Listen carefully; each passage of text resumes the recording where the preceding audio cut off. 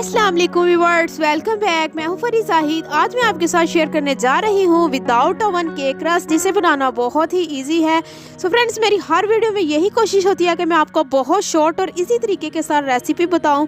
अगर आप मेरे चैनल पे फर्स्ट टाइम है तो मेरे चैनल को कर लें सब्सक्राइब, ताकि आपको इसी तरह के मजे की रेसिपी देखने को मिलती रहे। और जिन लोगों ने मुझे पहले से ही सब्सक्राइब किया हुआ है उन लोगों का तहे दिल से शुक्रिया। बगैर टाइम वेस्ट किए हम आ जाते हैं अपनी रेसिपी की तरफ। सबसे पहले हम अपना मोल्ड रेडी करेंगे। चौरस शेप का मैंने यहाँ पर सांचा लिया है, आप चाहें तो गोल का भी ले सकते हैं। इसमें half tea spoon oil add करके इसको मैं अच्छे तरीके से ग्रीस कर लूंगी। ग्रीस करने के बाद हम इस पर लगाएंगे बटर पेपर।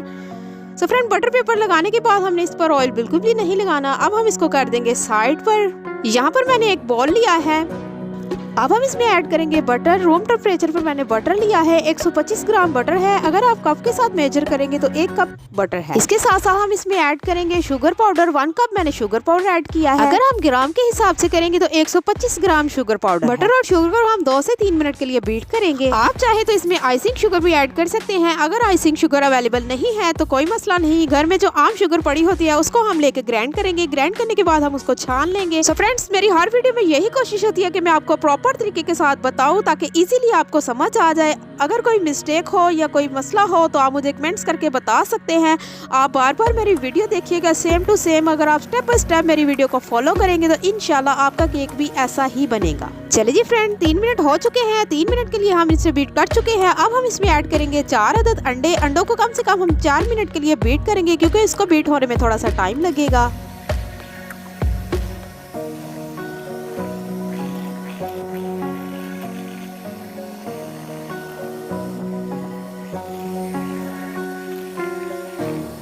इसके साथ साथ हम साइडों से इसको नीट कर लेंगे स्पैचुला के साथ, ताकि अच्छे तरीके से ये मिक्स हो जाए।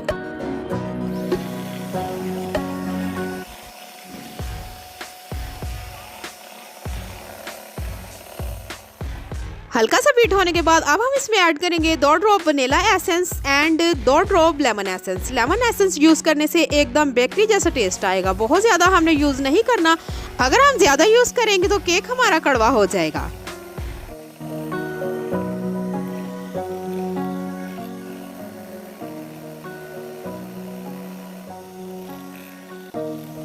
चले जी फ्रेंड्स, ये हो चुका है बीट। इसको हम हटा देंगे साइड पर। यहाँ पर हम ले रहे हैं 2 कप मैदा। अगर हम ग्राम के हिसाब से लेंगे तो 240 ग्राम मैदा होगा। मैदे के साथ ही साथ हम इसमें ऐड कर देंगे 2 teaspoon baking powder. Baking powder हम ले रहे हैं, बेकिंग सोडा हमने बिल्कुल भी यूज नहीं करना। यहाँ पर आप स्पून का साइज देख सकते हैं। स्पून अगर आपका बड़ा है तो आप फिर 1.5 स्पून लेंगे। मैदे को हम अच्छे तरीके से छान लेंगे।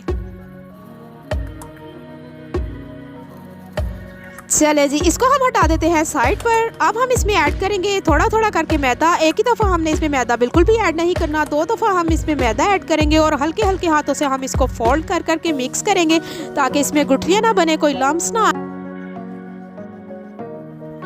चले जी, मैदा मिक्स हो चुका है। अब बकाया का जो बचा हुआ मैदा था वो हम सारे का सारा इसमें ऐड करेंगे और इसको हल्के हल्के हाथों से फोल्ड कर करके हम इसको मिक्स करेंगे, ताकि कोई गुठलियां ना बने।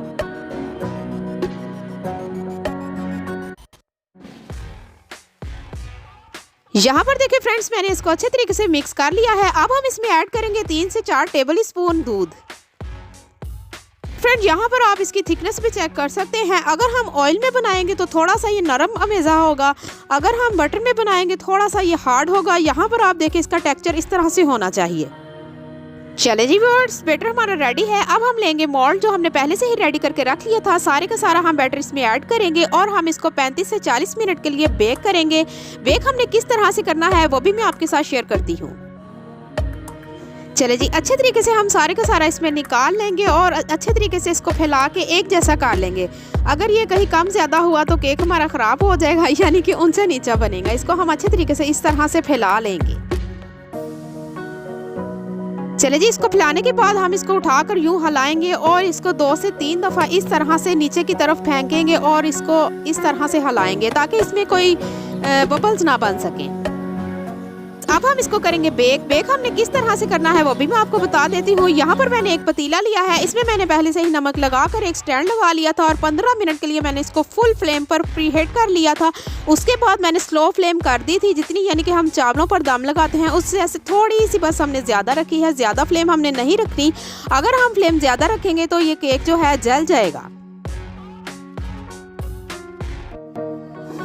35 से 40 मिनट हो चुके हैं। सेंटर से हम इसको स्टिक के साथ चेक करेंगे। अगर तो ये स्टिक गीली हुई तो समझे कि आपका केक कच्चा है, अगर ये ड्राई हुई तो फिर समझे कि आपका केक जो है बिल्कुल पक चुका है।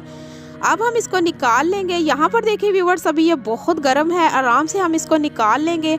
माशाल्लाह से अल्हम्दुलिल्लाह आप इसका कलर चेक कर सकते हैं, कितना खूबसूरत कलर आया है और बिल्कुल भी नहीं जला और ना ही कच्चा है। चलिए जी, अब हम इसको कट करेंगे। कट हमने किस तरह से करना है, केक रस की हम इसे शेप देंगे, वो हम किस तरह से देंगे वो आप देखते रहिएगा।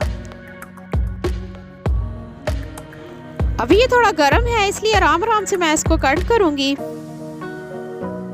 यहाँ पर देखिए फ्रेंड्स, माशाल्लाह से अल्हम्दुलिल्लाह कितना सॉफ्ट है और कितना खूबसूरत ये बेक हुआ है। आपको लग नहीं रहा कि ये हमने पतीले में बेक किया है। माशाल्लाह से एक लेवल ये इसका कलर आया है। अब हम इसके बारीक बारीक स्लाइस काट लेंगे ताकि हम केक रस की शेप दे सके इसको।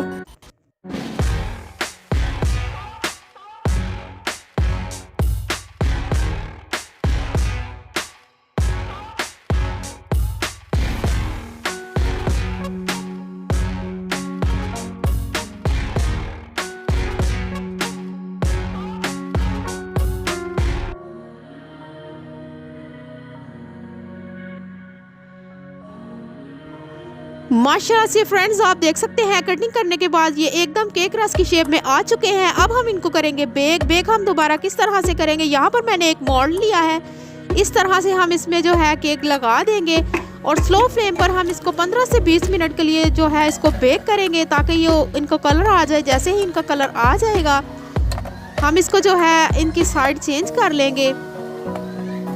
स्लो फ्लेम पर हम इसको कलर देंगे, अगर हम फ्लेम तेज रखेंगे तो ये जल जाएंगे। 15 से 20 मिनट हो चुके हैं। यहाँ पर देखिए माशाल्लाह ये कितने क्रिस्पी और कितने खस्ता लग रहे हैं। माशाल्लाह से आप इनकी आवाज़ चेक करें। बेक होने के बाद हम इसको किसी बास्केट में निकालेंगे ताकि इनको हवा लगे और ये क्रिस्पी हो जाए।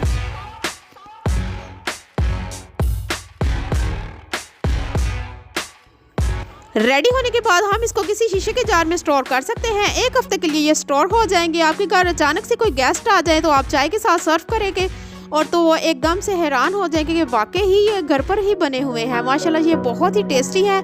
रेसिपी को ज़रूर ट्राई कीजिएगा। सो फ्रेंड्स, वीडियो अच्छी लगी तो शेयर लाइक ज़रूर कीजिएगा। इतनी मेहनत से हम आपके लिए रेसिपी रेडी करते हैं। अगर वीडियो अच्छी लगी तो उसको प्लीज़ लाइक कर दीजिएगा। आज की वीडियो यहीं तक की थी। मिलते हैं नेक्स्ट वीडियो के साथ। आप मुझे दुआ में याद रखिएगा। मैं आपको अल्लाह हाफिज़।